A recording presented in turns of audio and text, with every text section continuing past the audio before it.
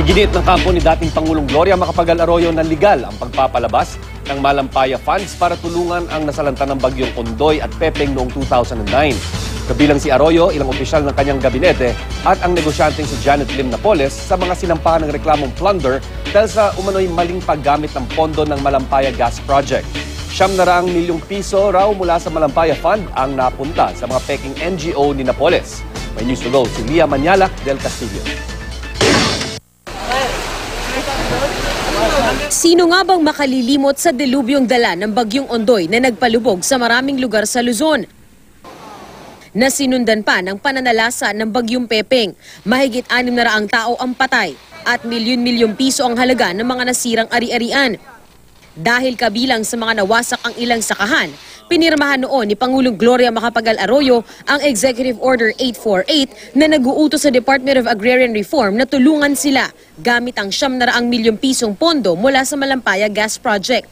Pero base sa investigasyon ng NBI, imbes na sa mga magsasaka, dumaan lang sa 12 bogus umanong NGO ni Janet Lim Napoles ang pondo hanggang umabot sa ilang matataas na opisyal ng DAR at ng Budget Department. Kaya naghain na ang NBI ng reklamong plunder kaugnay nito sa Ombudsman, kabilang sa mga inireklamo si Arroyo at ang kanyang dating Executive Secretary na si Eduardo Ermita.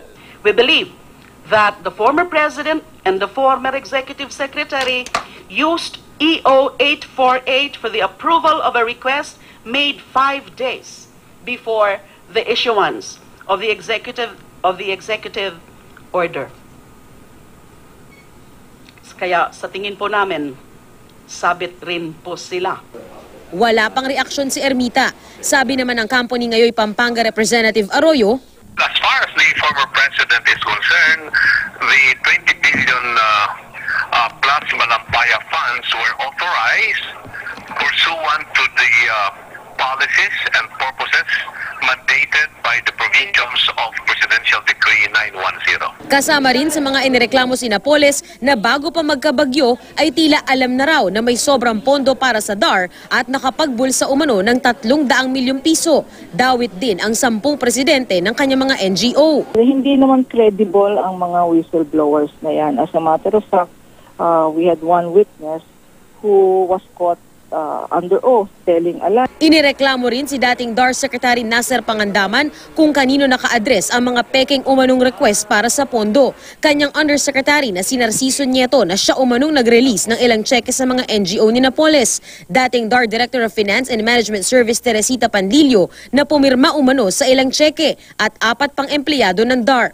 So lahat po nung mga mayors dito, 97 all in all, na confirm po sa investigasyon na wala silang kinalaman kasi finorge lang yung kanilang mga signature. So sa MOA, yung fake na signature ay yung sa mayor pero genuine yung signature ng DAR. Sabi ni Panlilio, makikipagtulungan daw siya sa investigasyon. Sabi naman ni Nieto, I am more than willing to face and answer all these legal charges before a competent court of law, if only to debunk the seemingly endless public persecution against me by my accusers.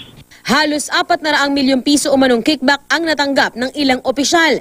Pinakamalaki dyan, pinadaan daw sa isang rubitwason na kasama sa mga indireklamo at nauna nang idinawit sa reklamong plunder. Wala pa siyang komento. Dawit din si dating Budget Secretary Rolando Andaya Jr. at kanyang Undersecretary na si Mario Relampagos. Wala pang tugon si Relampagos. Si Andaya naman, iginiit na alinsunod daw sa executive order ang pag-i-issue ng pondo. Taga-issue lang daw ng pondo ang DBM. Kabilang ang Malampaya Funds sa mga binanggit ni Pangulong Noynoy Aquino na instrumento umano ng katiwalian sa panahon ng dating administrasyon. Gaano kalaki kaya ang nawala, ang ninakaw, ang pinaglaruan, ang ginamit sa transaksyon upang manatili sa kapangyarihan. Mula pa noong 2011, dumudukot din sa Malampaya Funds ang Administrasyong Aquino. Pero giit ng Malacanang, napunta raw ito sa mga energy-related project, gayon din sa Pantawid Pasada Program at pagbili ng mga barkong BRP Gregorio del Pilar at BRP Ramon Alcaraz. Lia Manyalak del Castillo, GMA News.